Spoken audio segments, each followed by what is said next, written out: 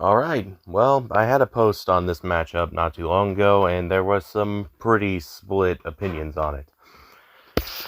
A lot of people argue that King Kong, the 2005 film, would simply do to Zeb the Giga what he did to the Vastasaurus Rexes. And by that I mean pretty easily overpower him and throw him around like a rag doll. Whereas others believe that Zeb is just built different and would absolutely maul Kong and just tear him apart.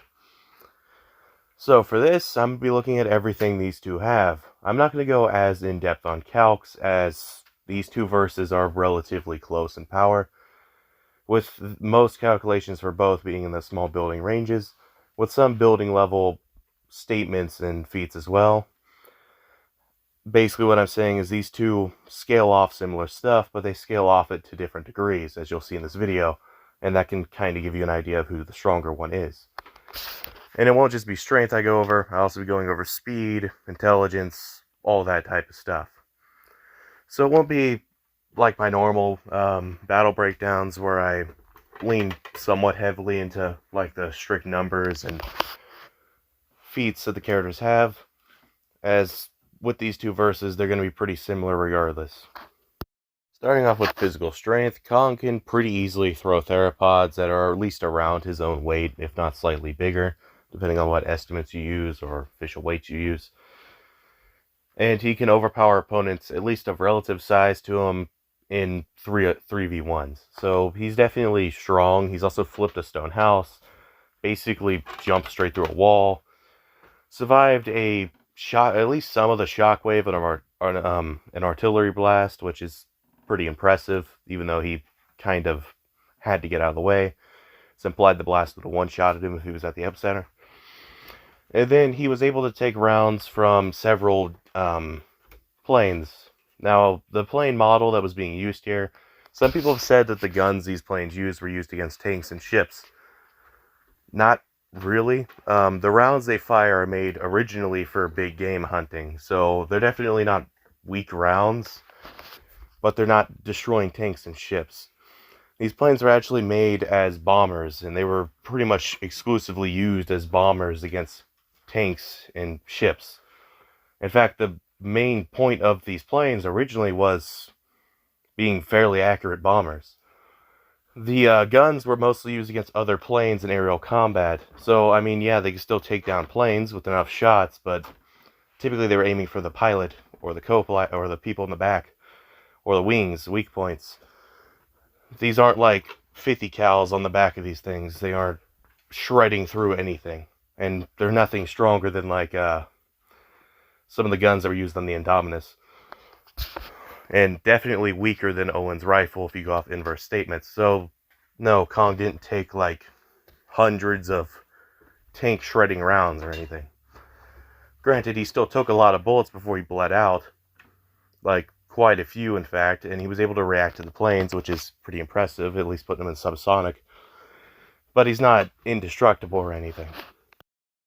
Now, as for Zeb, like I said, he just has a lot of the same stuff Kong has. Rexy was able to throw the Indom through buildings. Granted, these weren't very durable buildings, but she's still destroying a building. It's not like it's not impressive or something. Buck was able to pretty casually one-shot a bus. The Indom could pull down a large steel tower and crush steel with her bite, like meter-thick steel bars, well, beams. Lesser dinosaurs actually survived pretty intense explosions that can get all the way up into large building to just building level if you want to go lower on that. Characters like the Spino could run through a steel fence, which at one point people had at large building level, but they forgot to factor in that it's a hollow fence and also slightly rusted. Not as rusted as some people like to think it is, where they try to argue it was wall level, like, okay. No, it's in the small building ranges, typically.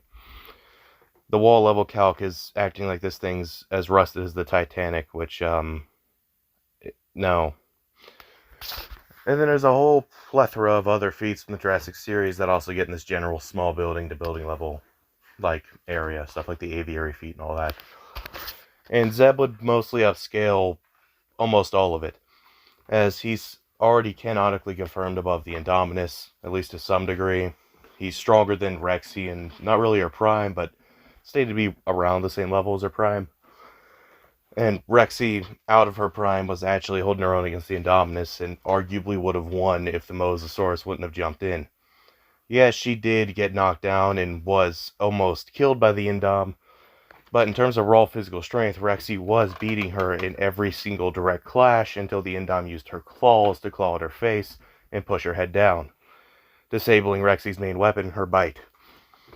So when it comes to physical strength, Zeb would just be stronger than Rexy by a pretty significant margin, and by proxy also stronger than Indom. He's also stated stronger than Indom. And he'd probably be stronger than the Spinosaurus and all prior Rexes as well, putting him pretty high up there. Now, do I think he's physically stronger than Kong? Yes and no. When it comes to determining a winner of physical strength, you have to look at it from two different kind of viewpoints. When it comes to like shoving strength, lifting strength, and all that, Kong has consistently shown better feats of lifting and shoving and actually moving stuff than any Jurassic World theropod. He also can, jump and like support his own weight with a single arm pretty casually as well. So when it comes to just raw like physical strength in general, Kong is probably stronger. So for this, I'm going to argue like lifting strength, that type of category Kong would take. But when it comes to like actual like attacks, like hitting an opponent, Jurassic dinosaurs are consistently around Kong's level. At bare minimum at the same level of like a healthy Vestosaurus Rex, which we know can fight Kong in a 1v1 and almost kill him. And Zeb would be stronger than them by a pretty significant margin. So when it comes to actual attacks, I think Zeb has a pretty big advantage in terms of raw physical power.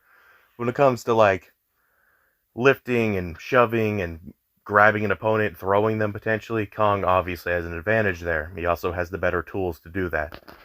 So when it comes to physical strength, I'm about to go with a tie. Speed is a lot more straightforward. Yes, Kong is more agile, and Kong, while swinging through the trees, is probably slightly faster too, depending on how you look at it. When it comes to running speed, there's no contest. At the barest of minimums, Zeb is 30 miles per hour in a sprint. Well, not even a sprint, just a run, as he stated so. In other theropods within the series, like Rexy, the Indominus, and the Spino, can all hit speeds even faster than that, and he narratively can keep up with them. He should also be able to keep up with the things they can keep up with, which include raptors, which can get significantly faster than that, and vehicles, which can sometimes get over like 60 to even 100 miles per hour, depending on how you're calculating the speed within the scene. So, as a general speed range, Zeb would be anywhere from 30 at the lowest end, as he's canonically at least there, to potentially over 40 to 60 to maybe even 70 plus miles per hour in a full-on sprint. Kong never shows speed like that. Yeah, he can keep up with vehicles, but these are significantly older vehicles that aren't hitting anywhere near the same speed that these other theropods can keep up with. So, though I don't think Kong's getting blitzed or anything, Zeb is probably the faster of the two. And yeah, Kong can catch planes midair. But dinosaurs can keep up with each other at the same reaction speeds they would have while running, so the speed gap in actual combat speed isn't too great. Kong is actually probably the slightly faster one when it comes to reactions. But when it comes to actual movement speed and like maneuvering around the arena when they're not like right up in each other's faces, I think Zeb has a pretty solid advantage. So for speed, I'm giving it to Zeb. Now for intelligence, it's not close, but it's closer than you probably would think. Obviously, it's still no contest, but Zeb is not as dumb as you might think he is. As Zeb should at least be slightly smarter than Rexy, just off how we see him interact with other dinosaurs in verse. And Rexy, though not as smart as a raptor, still shows intelligence above pretty much any dinosaur in real life. Sorry to all the people that kept arguing Sue's smarter than her in the Rexy vs. Sue debunk thing I did. No, off what little we do see of Rexy's intelligence, she should be smarter than a real-life Tyrannosaurus Rex, and smarter than any real-life dinosaur for the most part. Sure, she's reckless, but she's also kind of like supposed to be, because that's how Rexes were. But ignoring that, Zeb should be just downscaling off Raptor intelligence to some degree. So probably as smart as some of the smarter birds on the planet today, but not like as smart as like a chimp or anything like a raptor is. At best, I'd say he's relative to like a crow or raven, but he's probably under even them to some degree. So somewhere in that ballpark of intelligent birds. Still a lot smarter than he probably should be, given that Giganotosaurus was more likely similar to a crocodile in intelligence, but it's still nothing compared to Kong, obviously. Kong is second only to humans in intelligence. He's smarter than a bonobo, he's smarter than a chimp, he's smarter than a raven, he's smarter than an octopus, and he's smarter than a cuttlefish. There's nothing he isn't smarter than the animal kingdom besides humans. So, yeah, Kong takes intelligence, and that includes combat intelligence as well, though dinosaurs in the Jurassic series are strangely intelligent when it comes to that. Still not as intelligent as Kong could be. So, yeah, when it comes to that, obviously Kong takes it. Now, as for durability, this one is, again, pretty straightforward. The Indominus was basically bulletproof for most of the movie. Granted, she did take damage from Owen's rifle, but the difference between Owen's rifle and the guns that Kong was taking damage from is the statements around them. Owen's rifle was made to one-shot Rexes as strong as Buck and Doe, which would include other Rexes like the Edie's and Bull, all of which are Rexes that are generally in somewhat similar ranges of power to the Spinosaurus, though still under it. So, off that, yeah, she was taking hits that were significantly stronger than any firearm in real life. That isn't like the size of a building or something, or a 50 cal potentially. So off that, I don't know what type of rounds this thing's firing. It doesn't look like it should be firing stuff that powerful. Maybe it's something to do with the design of the gun, not the ammo itself. Or maybe it's some super special ammo like that one Russian pistol that shoots silent ammo or something. Something's going on with that rifle to make it do damage where other high-powered weapons do not, including weapons that should be higher caliber just based on the bullets that they should be using. So you can't really say that it's just them trying to replace a mistake in the film, because we see guns bigger than Owen's rifle do pretty much nothing to the Indominus. But Owen's rifle magically does, and it's stated to do damage to, it's basically stated to be able to one-shot a Tyrannosaurus Rex. Rexy also would not have died from these, so there's that too. And Zeb would be more durable than them.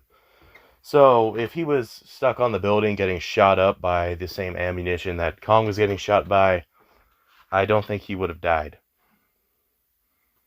At least within the same time frame. Eventually they probably would have wore down at him and he would have eventually died, but I don't think he would have died from the same amount of shots that Kong took. And I don't think it would have even really done too much damage to him. This is basically due to the Indominus shrugging off tons of rounds like they're nothing. So when it comes to durability, off that alone, I would argue the Giga's above that. And before someone says, well, didn't Kong take multiple Vastosaurus Rex bites? Yes, and didn't Giga also take multiple bites from Rexy? Now, we could argue which one of the two bites is stronger. Some people argue that a V-Rex bite should be stronger than the real-life Tyrannosaurus Rex bite because it's an evolved T-Rex, even though if you are using that as an argument, under realism, their bite should be under a T-Rex due to how their skull is shaped. So, same with Rexy, by the way. So if we want to go that route, Rexy and the V-Rex are same strength. And then if you want to go the route of Rexy should just be a normal T-Rex, not an evolved one, remember, she's not a normal T-Rex. She's a genetic monster. Her DNA isn't even 100% original to Tyrannosaurus Rex. She's also a completely different version of a T-Rex. Remember, Tyrannosaurus Rex and Giganotosaurus lived in the same area in the Jurassic World canon. So evolution was different there. We also see that prehistoric Rexes in the Jurassic series had feathers and looked like the Indian ones to some degree. And obviously those don't really look like real-life Tyrannosaurus Rex would have. They don't have lips, they're a lot less bulky, they're way taller and way longer, all that.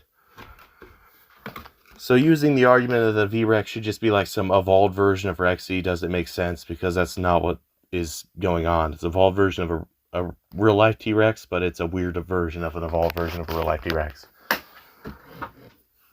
But if you really want to compare the bite forces, a healthy V-Rex was able to damage Kong, so we can assume their bite was a lot stronger than the inbred ones that he killed in the film and the one juvenile.